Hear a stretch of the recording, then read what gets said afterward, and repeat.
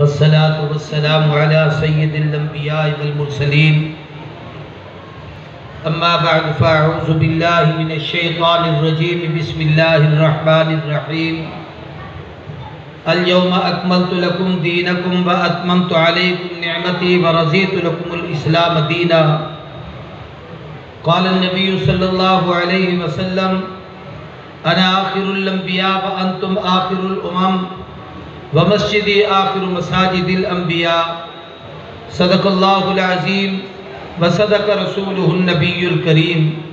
محبت نال درود شریف اللہم صلی علی محمد وعلی آل محمد کما صلیت علی ابراہیم وعلی آل ابراہیم انک حمید مجید۔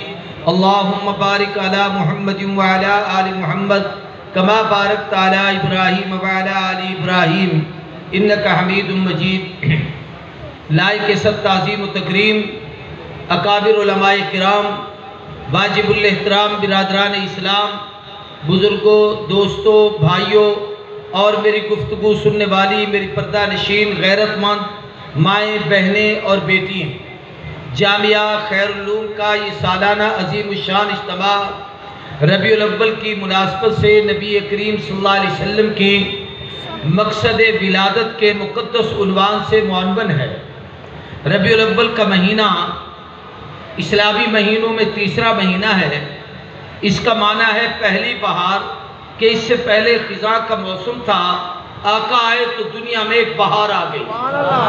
توجہ سے میں اثر پڑھ کے بیٹھا ہوں، آپ نے پڑھنی ہے، اس لیے مجھے آپ کا خیال ہے میں 15-20 منٹ جو گفتگو کروں تھوڑی سی میری گفتگو کو توجہ سے سنیں گے، اس کا مجھے بھی فائدہ ہوگا، آپ کو بھی فائدہ ہوگا۔ مجھ سے بیشتر اکابر علماء کہ آپ نے مواعظ حسنہ سنے، یہ بات معروف ہے اور اس پر تقریباً امت کا اتفاق ہے کہ حضور کی ولادت با سعادت کا مہینہ ربیع الاول ہے، اور اس میں بھی سب کا اتفاق ہے کہ نبی کریم صلی اللہ علیہ وسلم کی ولادت با سعادت کا دن سوموار، جس کو ہم پیر کا دن کہتے ہیں، یہ دن ہے، اور اس پر بھی سب کا اتفاق ہے کہ حضور اکرم صلی اللہ علیہ وسلم کی ولادت کا وقت صبح صادق، یعنی جس وقت طلوع فجر ہو رہی تھی اس وقت آقا دنیا میں تشریف لائے۔ اس پر کہ آپ کی ولادت کی تاریخ کیا تھی، اس میں اہل علم کا آپس کا اختلاف ہے۔ بعض نے 2 ربیع الاول لکھی ہے، کسی نے 8 لکھی ہے، کسی نے 9 لکھی ہے، کسی نے 12 لکھی ہے۔ ہم میں سے اختلاف میں نہیں پڑھتے کہ 8 تحقیقی ہے، 9 تحقیقی ہے، 12 تحقیقی ہے۔ ہمیں خوشی ہے کہ ہمارے محبوب آئے، جب بھی آئے اللہ نے محبوب کے آنے سے کائنات کو منور کر دیا ہے۔ میں عرض یہ کرنا چاہتا ہوں کہ ربیع الاول صرف حضور کی ولادت کا مہینہ نہیں، آقا کی ولادت ربیع الاول کے مہینے میں پیر کے دن 8 یا 9 یا 12 ربیع الاول کو اللہ کے محبوب مکہ المکرمہ میں تشریف لائے۔ آپ نے مکی زندگی کے 40 سال گزارے، جس میں آپ کا بچپن، آپ کی جوانی، آپ کی ازدواجی زندگی، آپ کی تجارت اور آپ کے مختلف شعبوں میں کام کرنے کا وہ دور جب امت کے سامنے سارا آیا، تو تقریباً 40 سال گزرنے کے بعد پھر اللہ کی شان کریمی جوش میں آئی۔ پھر یہی ربیع الاول کا مہینہ تھا کہ 40 سال کے بعد جب آپ نے اعلان نبوت فرمایا، اظہار نبوت کیا اور اپنی نبوت کی تبلیغ کی ابتدا کی اور لوگوں کو دین کی دعوت دی، تو علماء نے لکھا ہے پھر ربیع الاول کا مہینہ تھا، سوموار کا دن تھا، اور محبوب صلی اللہ علیہ وسلم نے اظہار رسالت فرمایا۔ پھر 13 سالہ مکی زندگی میں آپ نے دعوت توحید کا کام کیا، لوگوں کو دین کی دعوت دی، اللہ کا پیغام دیا، اللہ کی وحدانیت کا سبق سکھایا، اپنی نبوت اور رسالت کا درس دیا، لوگوں کو دین کی طرف بلاتے رہے۔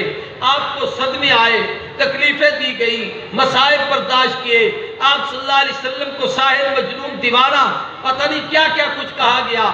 یہ سب کچھ برداشت کرنے کے بعد اللہ کے حکم سے آپ نے 13 سالہ مکی دور گزارنے کے بعد جب ہجرت کا حکم آیا تو سفر کی 27 تاریخ کو حضور مکہ المکرمہ سے نکلتے ہیں، 3 دن غار میں رہتے ہیں، چوتھے دن ربیع الاول کی پہلی تاریخ کو غار سے باہر نکلتے ہیں۔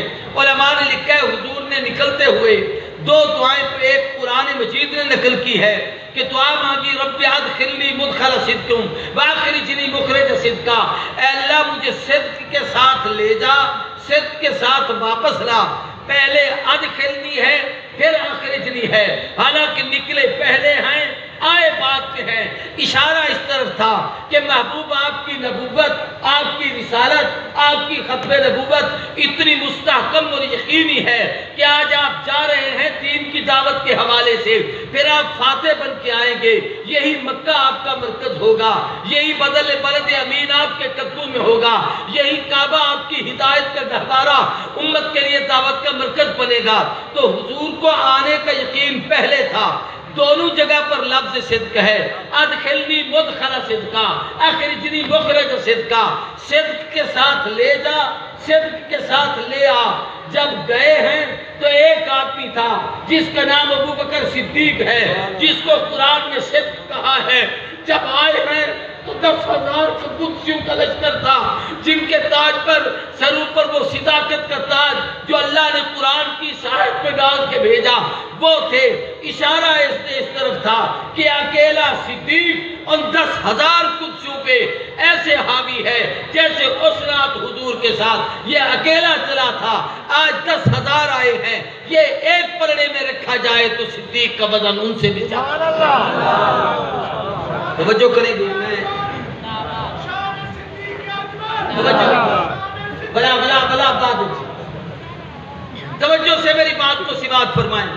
آقا یکم ربیع الاول کو نکلے، دوسری دعا حضور نے یہ کی، اے اللہ میں تیرے حکم سے مکہ چھوڑ رہا ہوں، مجھے بڑی محبوب جگہ ہے، دادے خلیل کی جگہ ہے، باب اسماعیل کی جگہ ہے، میری ولادت کی جگہ ہے، ہدایت کا مرکز ہے، بلد امین ہے، حاضر بلد الامین کہہ کر اپنے اس عظمت والی جگہ کی قسمیں اٹھائی ہیں۔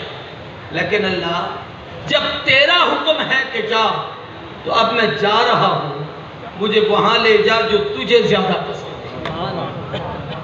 تو آقا مدینہ طیبہ آئے، آپ سوموار کے دن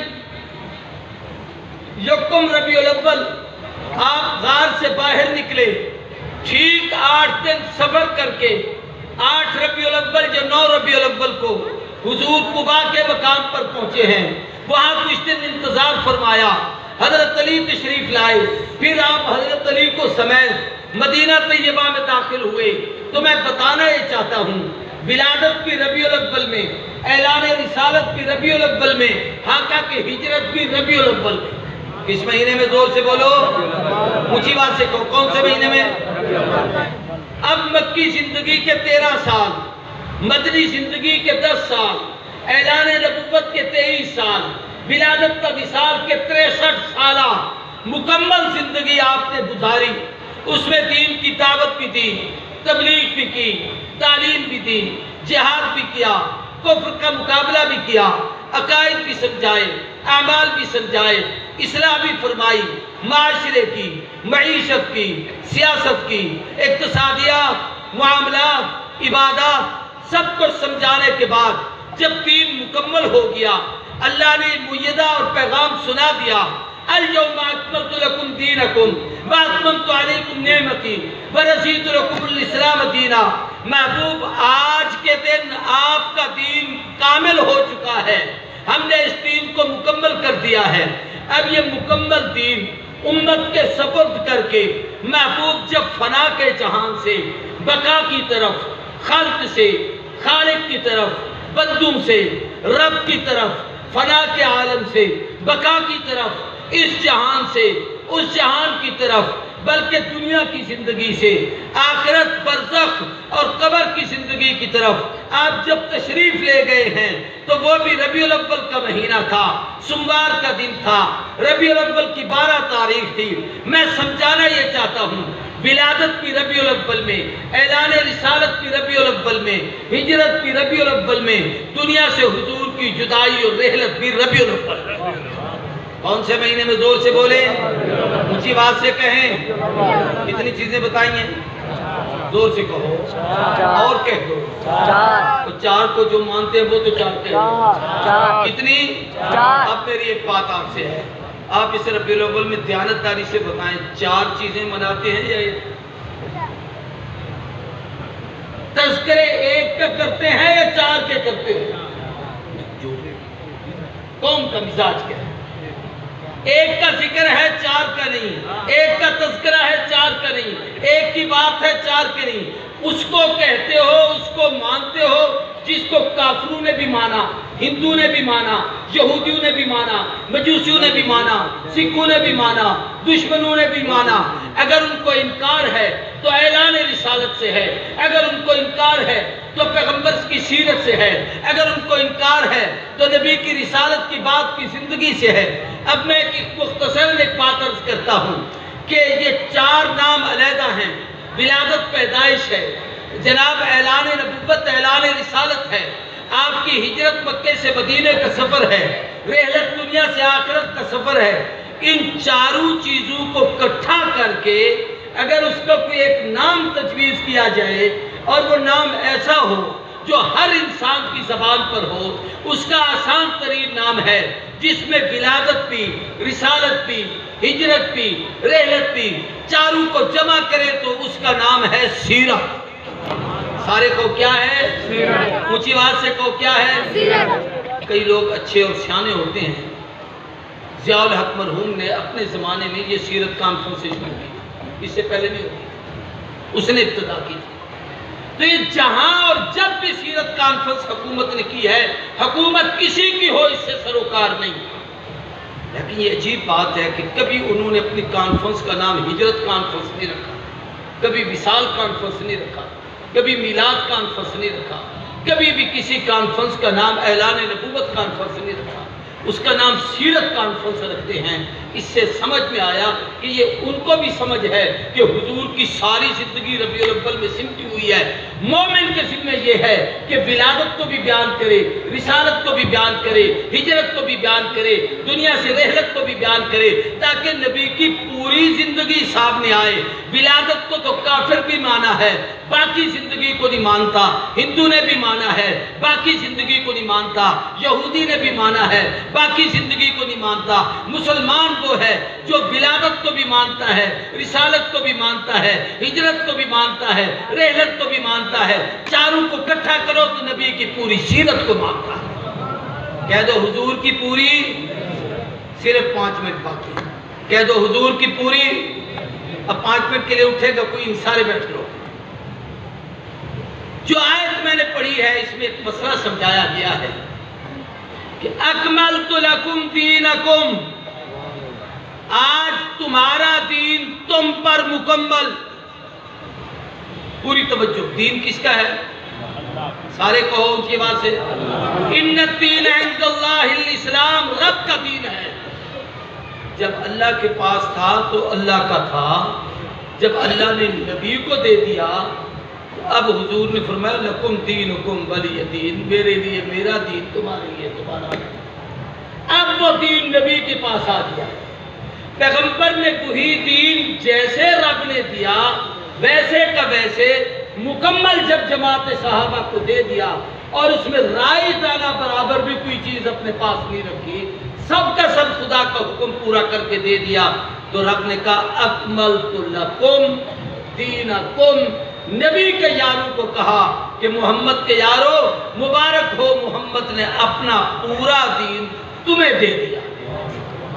اب یہ دین تمہارا ہے تاکہ قیامت تک کی انسانیت کو پتا چلے کہ آپ کی دین ملے گا تو صرف قرآن پڑھنے سے نہیں، دین ملے گا تو صرف حدیث کی روایت پڑھنے سے نہیں، دین ملے گا تو کسی ایک کا تذکرہ کرنے سے نہیں. اکملت لکم دینکم، جن کو نبی دے کر گئے ہیں، جب ان کی اتباع نہیں کرو گے اس وقت تک دین نہیں ملے گا. اس لیے اب دین سمجھنے کا سب سے بڑا سب سے بڑا ذریعہ محمد کے صحابہ. تم پر تمہارا دین مکمل. اتممت علیکم نعمتی، تم پر ساری نعمتیں پوری ہیں. ورضیت لکم الاسلام دینا، اور تمہارے لیے اللہ نے دین اسلام کو چنا. اس میں 4 کم ہیں. کتنے؟ اکملت لکم دینکم واتممت علیکم نعمتی ورضیت لکم. کم از کم 4 تو ایسے مان لو کہ جن سے تمہیں دین ملے. اور وہ چاروں قوم جمع کے لفظ ہے کہ صدیق کے اوپر امت کا اجماع ہوا ہے، اس لیے جمع ہے کہ اس کو بھی مانو، عمر پر اجماع ہے اس کو بھی مانو، عثمان پر اجماع ہے اس کو بھی مانو، حیدر پر اجماع ہے اس کو بھی مانو۔ ان چار سے تعلق ہوگا تو دین ملے گا، ان سے تعلق نہیں تو دین نہیں ملتا۔ حضور صلی اللہ علیہ وسلم کی ختم نبوت کی قرآن مجید میں واضح آیت ہے، 100 آیات طیبات ہے جن میں عقیدہ ختم نبوت کی وضاحت ہے۔ میں یہ آخری بات عرض کروں، ویسے خود قرآن الحمد سے والناس تک ختم نبوت کی سب سے بڑی دلیل ہے، اور وہ کیوں؟ کہ نبی کا معجزہ نبی کی نبوت کی دلیل ہوتی ہے۔ جو نبی حضور سے پہلے آئے ان کے جانے کے بعد ان کے معجزے چلے گئے، یہ معجزہ جیسے حضور کو ملا ویسے ہے، جب تک معجزہ ہے حضور کی نبوت ہے، نہ معجزہ ختم ہوگا نہ حضور کی ختم نبوت پر کوئی ڈاکہ ڈال سکے گا۔ تو قرآن مجید کی 100 آیات ختم نبوت پر دلالت کرتی ہے، ان میں سے ایک یہ بھی 200 حدیثیں ہیں جن میں حضور نے فرمایا انا آخر الانبیاء ختم بی النبیون، مجھ پر نبوت ختم، اللہ نے مجھ پہ رسالت کو ختم کیا، انا خاتم الانبیاء، میں آخری نبی ہوں، لا نبی بعدی ولا رسول بعدی، میرے بعد کوئی نبی اور رسول نہیں۔ 200 حدیثیں اس پر دلالت کرتی ہیں۔ تیسری چیز عقیدہ ختم نبوت پر، یہ میں اس لیے عرض کر رہا ہوں کہ اس سال ہمارے علماء نے امت میں پاکستان میں خاص طور پر متفقہ طور پر ایک بات طے کی ہے کہ ہماری سیرت کا ہر جلسہ عقیدہ ختم نبوت کے اظہار کے لیے، اس لیے کہ دشمن ہر طرف سے ختم نبوت پہ ڈاکہ ڈالتا ہے تو مومن کو اپنے نبی کی عزت کے لیے کھڑا ہونا چاہیے۔ تیسری چیز، امت کا سب سے پہلا اجماع، اجماع اس کو کہتے ہیں جس میں کوئی دوسری رائے نہ دے، وہ عقیدہ ختم نبوت پر ہے۔ ابو بکر کی خلافت پر بھی پہلے اجماع نہیں ہوا، 2 رائے تھی، مہاجر کہتے تھے ہم میں سے خلیفہ ہو، انصار کہتے تھے ہم میں سے ہو، اتفاق صدیق پر جا کے ہوا لیکن رائے مختلف تھی۔ زکوٰۃ کے منکروں کے قضا کما کا وقت آیا تو رائے 2 تھی، ابو بکر کہتے تھے مقابلہ کریں، عمر کہتے تھے حالات کو دیکھیں۔ جیش اسامہ روانہ کرنے کا وقت آیا تو رائے 2 تھی، ابو بکر کہتے تھے حضور نے کیا اس کو روان امیر بنایا تھا، میں اسی کو بناتا ہوں۔ بعض صحابہ نے کہا کم عمر ہے، وہ نبی کی فراست تھی، آپ ایسا نہ کریں، فرمایا جو حضور نے کیا میں وہی کروں۔ فیصلہ صدیق نے کیا لیکن رائے 2 ہوئی۔ کائنات میں اکیلا عقیدہ ختم نبوت ہے جس میں کسی ایک صحابی نے بھی دوسرا اختلافی نوٹ نہیں دیا، سب نے کہا کہ خواہ وہ نماز پڑھتا ہو، قرآن پڑھتا ہو، ذکر کرتا ہو، تہجد پڑھتا ہو، مسیلمہ کذاب اسی قرآن کو پڑھتا تھا، میری آپ کی طرح اذانیں دیتا تھا، ہماری طرح نمازیں پڑھتا تھا، ہماری طرح عبادت کرتا تھا، ہماری طرح اس نے مسجدیں بنائی ہوئی تھی، اسی کلمے کو پڑھتا تھا، لیکن سب کچھ کے باوجود اس لیے کافر ہے کہ محمد کے بعد اس نے کسی نبوت کا تصور دیا ہے، اس لیے حضور کے بعد نہ کوئی ذلی، نہ کوئی بروزی، نہ کسی قسم کی نبوت کی صفات کا مالک کوئی آدمی آ سکتا ہے جو اس عقیدے کا قائل ہے، یہ اس اجماع کے خلاف ہے، اس لیے وہ کافر ہے، مرتد ہے، دائرہ اسلام سے خارج ہے۔ 3 بات، ایک بات اور چھوڑی، یہ آپ بہاولپور ڈویژن میں بیٹھے ہیں اس لیے آپ کو سنا، کہاں بیٹھے ہیں؟ بہاولپور، وہ آپ کا ڈویژن ہے تو ضلع بہاولپور، ضلع تو بہاولپور ہے نا، یا آپ کے بہاولپور کو آپ قبول ہی نہیں کرتے؟ بہاولپور ہے نا۔ 1926 سے لے کر 1935 تک بہاولپور کی عدالت میں نواب صادق مرحوم کے زمانے میں ایک کیس پیش ہوا تھا، میں اس کی تفصیل میں نہیں جاتا۔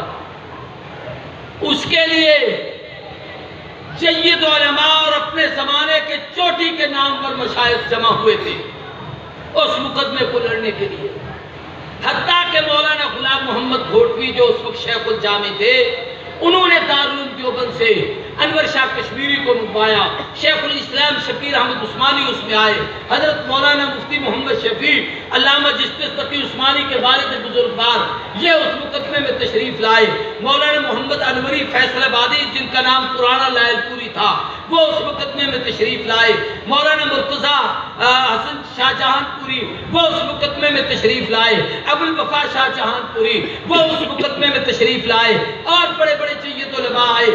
آپ کے اس بہاولپور کی دھرتی کے بہت سارے مشائخ اور بزرگوں میں سے خلیفہ غلام محمد دین پوری 110 سال کی 53 سالی میں اس مقدمے میں تشریف لائے، مولانا عبداللہ درخواستی اس وقت 30-32 سال کے جوان تھے، احمد پور شرکیہ کی قبہ والی مسجد کے امام تھے، وہاں سے اس مقدمے کے لیے آتے تھے، اور یہ کیس 3 سال تک بہاولپور کی عدالت میں چلتا رہا، حتیٰ کہ قادیانیوں نے مختلف سازشیں کی، اپنے اس مقابل فریق کو قتل کر دیا تاکہ کیس ختم ہو، لیکن مسلمان اس پہ ضد تھے، عدالت فیصلہ کرے، کیس چلتا رہا۔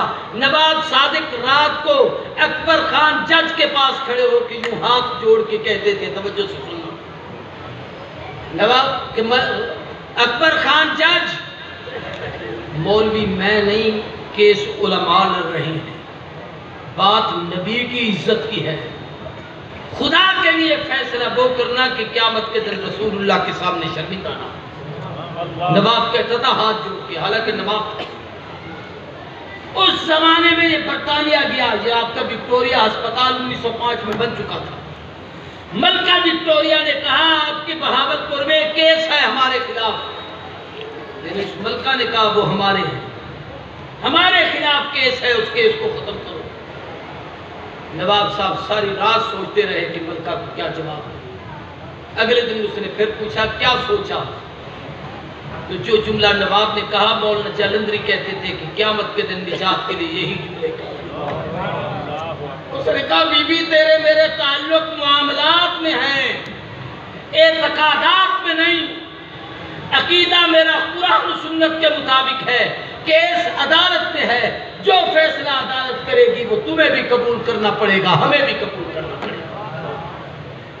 انور شاہ کشمیری نے کہا مجھے یقین ہے نبی کی عزت کا مسئلہ ہے، 5 دن حضرت شاہ جی نے دلائل دیے، وہ عنوان اس وقت میں نہیں بیان کر سکتا کس کس موضوع پر 5 دن دلائل دیے۔ فرمایا اگر فیصلہ یقیناً مسلمانوں کے حق میں ہوگا، زندہ رہوں یا مر جاؤں، زندہ رہا تو سن لوں گا، مر جاؤں گا تو میری قبر پر آ کر پہنچا سنا دینا۔ مولانا محمد صادق بہاولپوری اس کیس کی فائل لے کر دارالعلوم دیوبند گئے اور شاہ صاحب کی قبر پر کھڑے ہو کر پورا مقدمہ سنا کے۔ میں زندو مردوں کی بحث میں نہیں جاتا، میں صرف اتنی بات آپ سے عرض کرنا چاہتا ہوں۔ وہ فیصلہ ہوا تو اس سے پتہ چلا کہ عدالت کی روشنی میں بھی حضور کے بعد جو دعوی نبوت کرے وہ کافر ہے۔ چنانچہ آج افریقہ میں، آج سعودیہ میں، آج جرمنی میں، دنیا کے مختلف ممالک میں قادیانیوں کو کافر قرار دیا گیا ہے، تو اس مقدمہ بہاولپور کے فیصلے کی وجہ سے میں بہاولپور کی مٹی کے ذرے ذرے کو سلام کرتا ہوں۔ اگلی بات جو آپ کے لیے ہے اس سے بھی عجیب ہے، قرآن کی روشنی میں، حضور کی ختم نبوت، سنت کی روشنی میں، اجماع امت کی روشنی میں، عدالت کی روشنی میں ہم اسلامی نظام شورائیت کے قائل ہیں، موجودہ جمہوریت کے نہیں، سیدھی سی بات، اس پہ لعنت ڈالتے ہیں، ہمارے سارے علماء اس پہ لعنت کرتے ہیں، کوئی عالم اس سے متفق نہیں، زیادہ سے زیادہ اتنا ہے چلو اس راستے سے پہنچ جائیں، کچھ بند تو پاتا ہے، ورنہ سمجھتے وہ بھی ہیں کہ یہ دین لانے کا راستہ نہیں ہے۔ لیکن ذوالفقار علی بھٹو مرحوم کے دور میں اللہ تعالیٰ اس کی مغفرت کرے، آمین کہو، میں تو اسے شہید کہتا ہوں۔ یہ مقدمہ اس وقت پیش ہوا، مولانا شاہ احمد نورانی نے قرارداد پیش کی، مولانا مفتی محمود نے اس پر جرح کی، مولانا غلام غوث ہزاروی، مولانا عبدالحق کوڑا خٹک، اسی طریقے سے مولانا ظفر احمد انصاری اور بھی بڑے بڑے سید علماء اور مشائخ تھے۔ یہ 3 مہینے جولائی، اگست اور ستمبر کی 7 تاریخ تک، 1 جولائی سے لے کر یہ 2.5-3 مہینے اسمبلی میں بحث ہوئی۔ اس بحث میں مرزا ناصر آتا تھا مردود، اور یہ گفتگو ہوتی تھی۔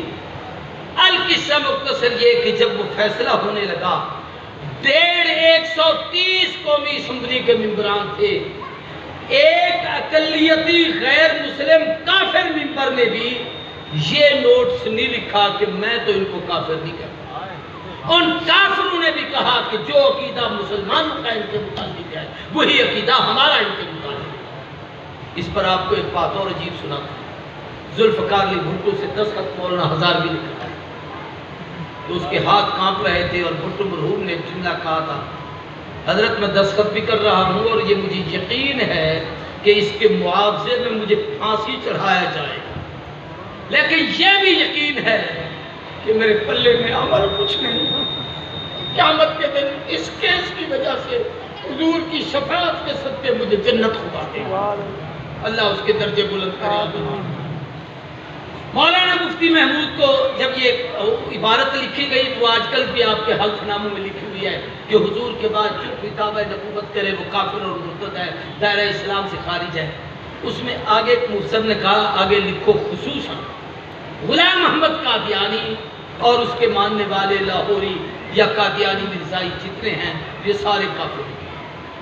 تو عبدالحفیظ پیرزادہ اور ذوالفقار علی بھٹو کہنے لگے حضرت پاکستان کا مشکل سے تو اسلامی آئین بنا ہے 1973، یہ 74 کی بات ہے۔ اب اسلامی اور دینی اور ایمانی اور قرآنی اور پاکستان کے نظام کے آئین میں آپ ان بے غیرتوں اور کافروں کا نام کیوں لکھوانا چاہتے ہیں؟ یہ تو کافر ہیں۔ اتنا ہی کافی ہے کہ حضور کے بعد جو دعوی نبوت کرے وہ کافر ہے، ان کا نام لکھنے کی کیا ضرورت؟ بات کرنے والا بھی آگے مفتی محمود تھا، عام آدمی تو نہیں تھا۔